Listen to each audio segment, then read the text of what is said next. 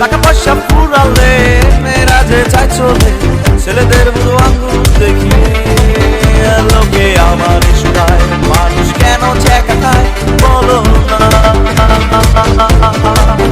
লোকে আমার শুধায় মানুষ কেন ছেঁকা খায় বলো না।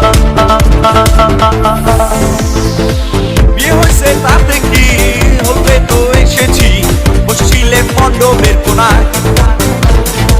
চলে গেছো তাতে কি নতুন একটা পেয়েছি, তোমার চেয়ে অনেক সুন্দরী।